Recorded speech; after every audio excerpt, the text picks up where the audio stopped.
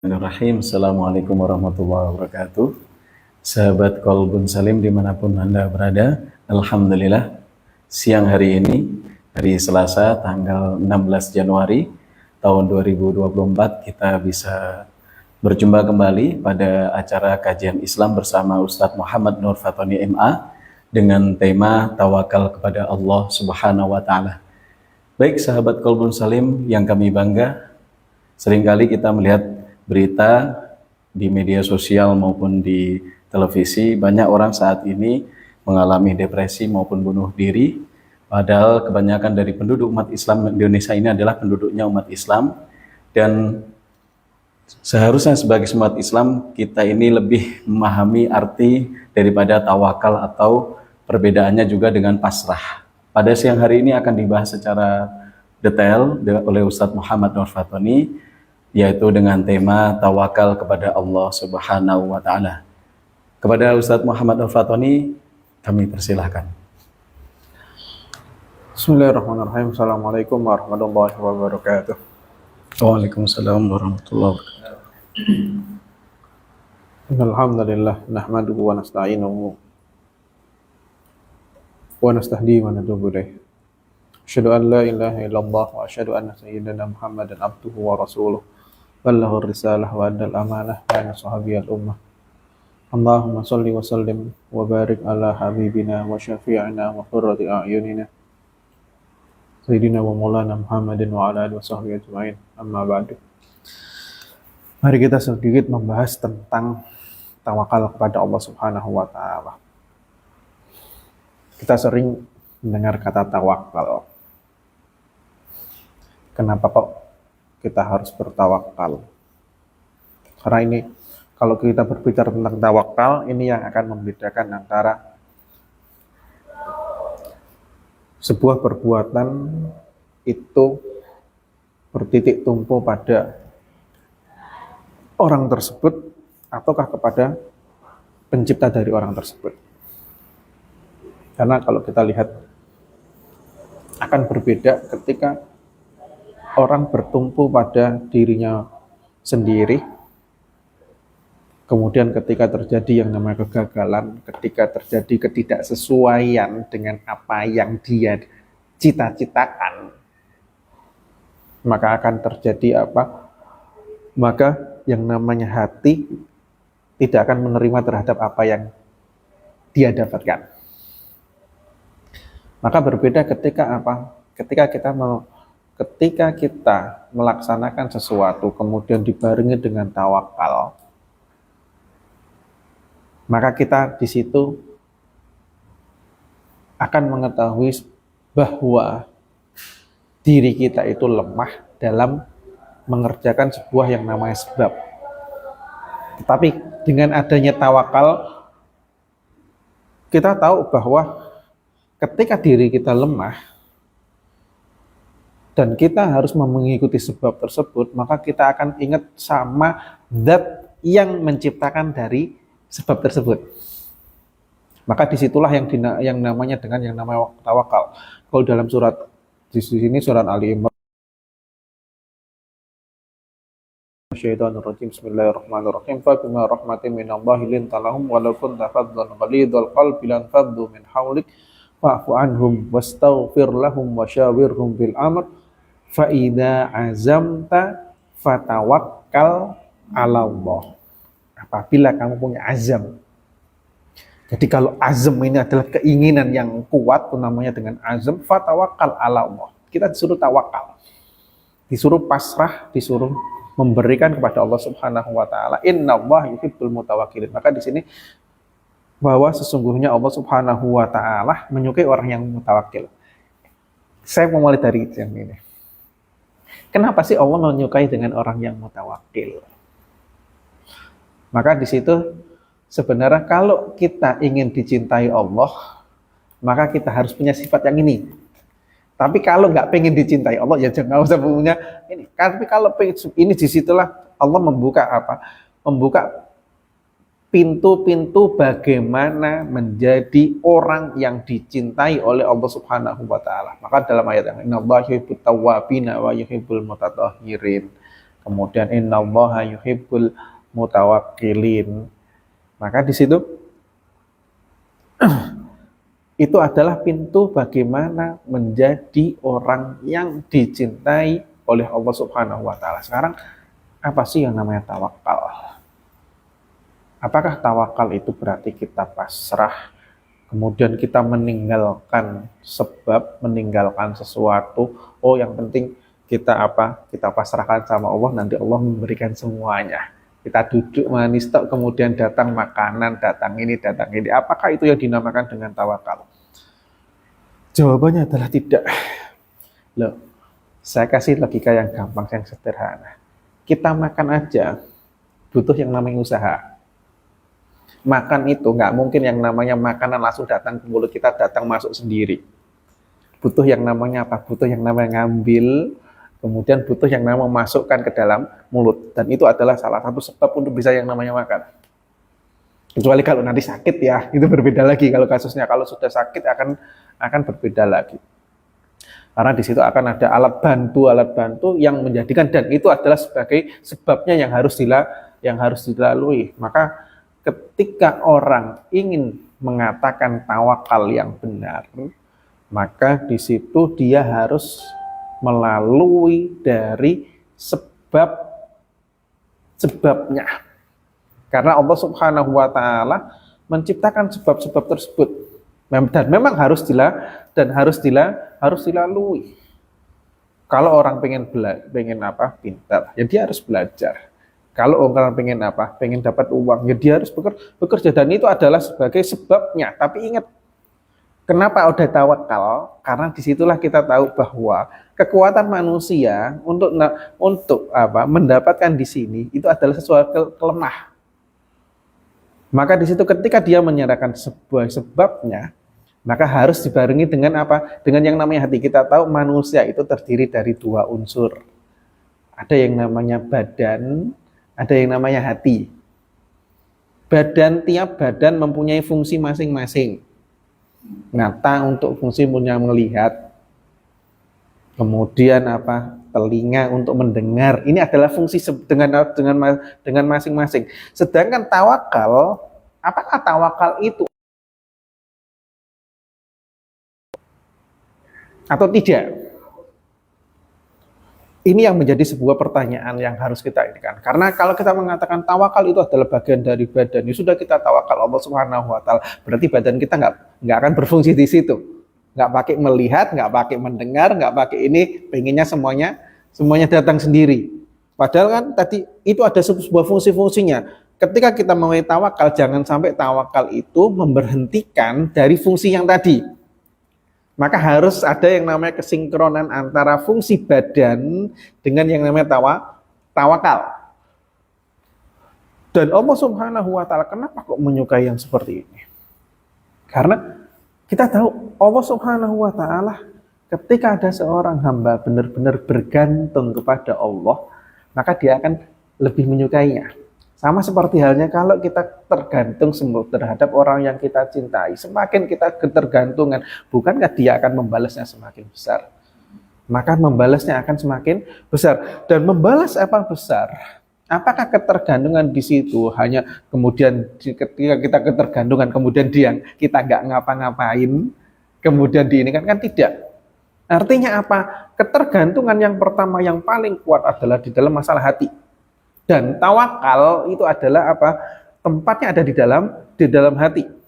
Artinya ketika kita melaksanakan melaksanakan badan kita dengan fungsinya masing-masing, maka hati pun harus ada kesinkronan di situ antara badan dengan hati. Badannya melaksanakan, hatinya juga tahu. Hatinya dipasrahkan kepada Allah Subhanahu wa taala untuk menjelaskan bahwa apa yang kita lakukan itu adalah adalah dari kita, dan diri kita itu lemah untuk bisa menyelesaikan di situ. Maka di situ kita tahu kenapa kalau kita melakukan sesuatu. Kenapa kalau banyak sekali ya sebenarnya dari hadis-hadis. Ketika kita keluar rumah, Bismillahirrahmanirrahim. La haula wala quwata illa billah. Kenapa kok dibarengi dengan tawakal doa Allah? La haula wala quwata illa billah. Karena kita kan nggak tahu ketika kita berjalan habis itu ada apa. Maka di sana dalam hadis yang lain tentang kanzun min kunuzil jannah la haula wala quwata illa billah. Kenapa kok seperti itu? Karena kita lihat itulah keterkaitan kita dengan Allah Subhanahu wa ta'ala, ketergantungan kita dengan Allah Subhanahu wa ta'ala diberikan nanti surga dan lain sebagainya ada di situ. Maka istilah tawakul, maka tawakul akan bisa menjadi dari kata tawakul dan ada yang namanya tawakul. Ada yang namanya nanti tawakul itu adalah tawakal yang madmum. Karena ketika yang namanya tawakul, artinya ketika kita pasrah, kita serahkan, berarti kita nggak ngapa-ngapain. Maka itu yang tidak diperbolehkan, karena itulah tidak sesuai dengan arti dari yang namanya tawakal sendiri. Tapi yang namanya tawakal tadi dengan tasydid, tawakkala ya tawakkalu, tawakkulan. Dengan tawakul artinya ada kesinkronan antara hati dengan yang namanya perbuatan. Jadi ketika kita melaksanakan sesuatu, orang kalau tahu bahwa dirinya lemah, maka dia akan memasrahkan kepada orang lain terhadap apa yang dia lemahi di situ. Maka di situ seumpama ketika kita nggak mampu untuk bikin rumah, ya kita pasrahkan kepada tukang, karena tukang itu adalah yang ahli untuk bikin rumah. Ketika kita nggak tahu tentang kedokteran, ya kita pasrahkan pada dokter di situ, dia yang ahli. Tetapi apa ketika kita pasrahkan kemudian kita diem? Tidak. Tapi kita harus ada usahanya seperti apa, ini seperti apa. Tapi dengan usaha seperti itu dibarengi dengan kepasrahan, maka nanti hasilnya hasilnya sesuai dengan yang diingini. Maka itulah sebenarnya arti dari yang namanya tawakal. Jadi tawakal tidak hanya kita diam diri, kita pasrah, kemudian kita tidak melaksanakan apa-apa, akan tetapi semuanya langsung datang dari Allah, tidak seperti itu.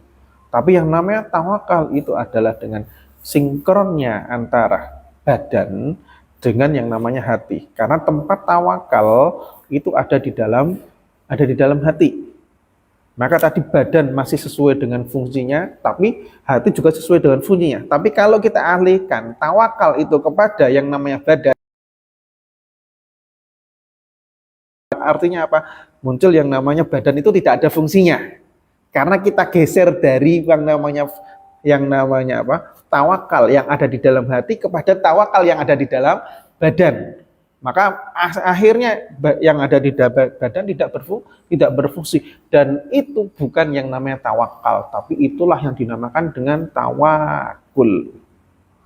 Dan itu tidak diperbolehkan, dan itu sesuatu yang tidak terpuji di situ.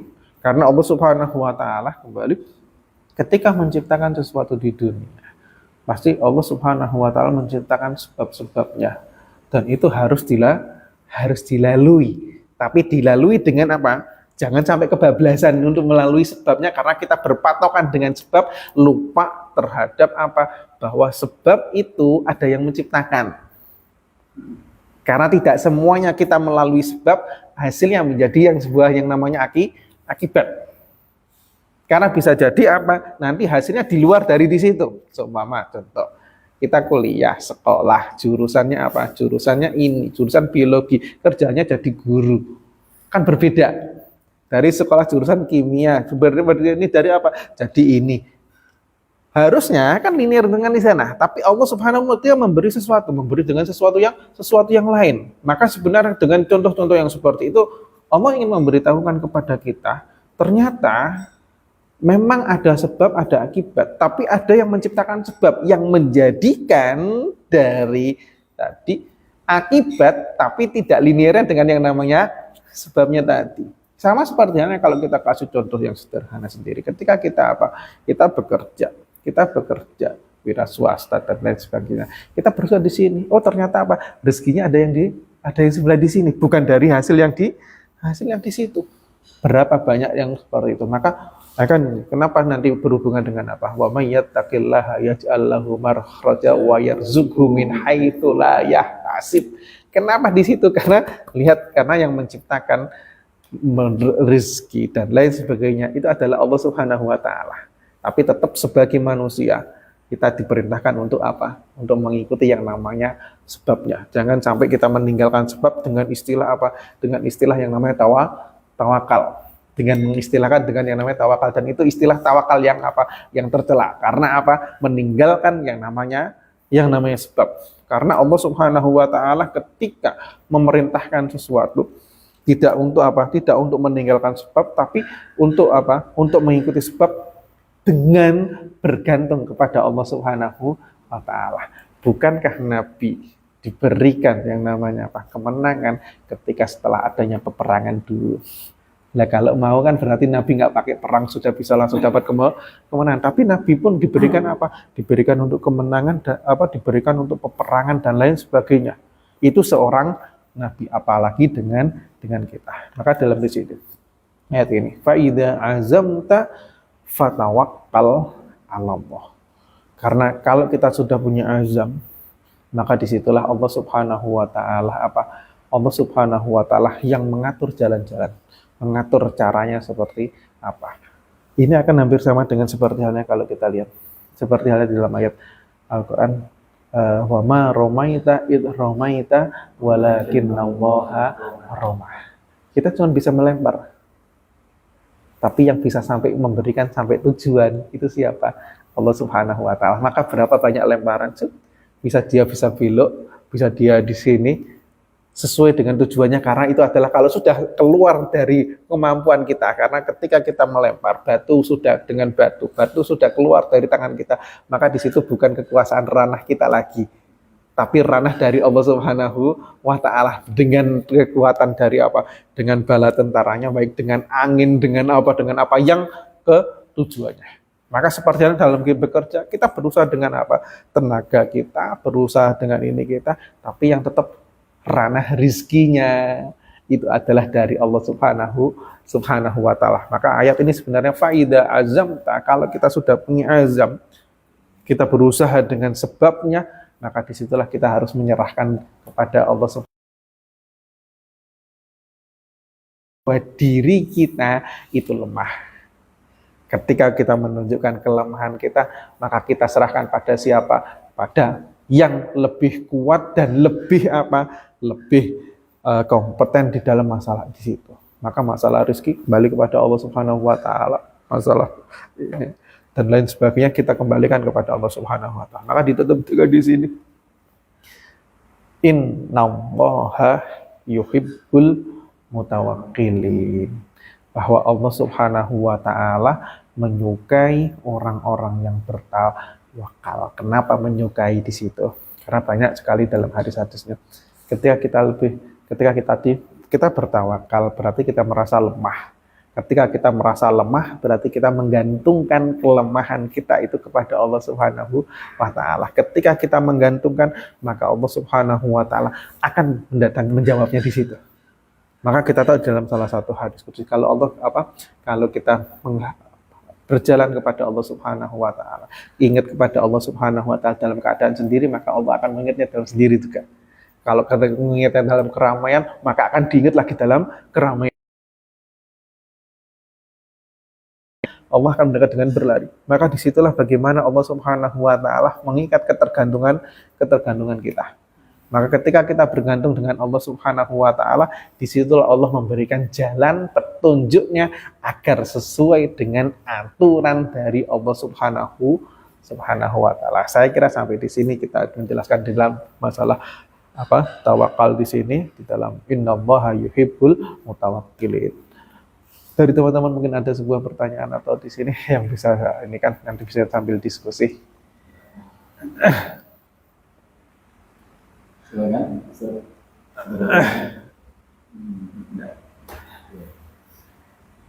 Baik, Ustaz, cukup jelas sekali penjelasannya. Ya, siang hari ini mudah-mudahan yang menyimak kajian ini dari awal hingga terakhir bisa mengambil sebuah hikmah bahwa semua yang kita lakukan itu harus disandarkan pada Allah Subhanahu wa taala. Dalam artian tawakal. Allah juga mencintai orang-orang yang bertawakal. Maka kita dilarang untuk setiap melakukan segala sesuatu itu berlepas diri dari Allah, bahkan kita menyombongkan diri. Bukan begitu, Ustaz? Baik, mungkin itu saja untuk kajian pada siang hari ini. Kita akan lanjutkan di pertemuan-pertemuan mendatang dengan tema-tema yang insya Allah mudah-mudahan membawa manfaat untuk seluruh sahabat Qaulun Salim dimanapun Anda berada. Apa tuh, Ustaz? Mungkin bisa ditutup. Nah, saya kira saya cuma sampai di sini, kurang lebihnya saya mohon maaf. Dan saya akhiri. Wassalamualaikum warahmatullahi wabarakatuh. Waalaikumsalam warahmatullahi wabarakatuh.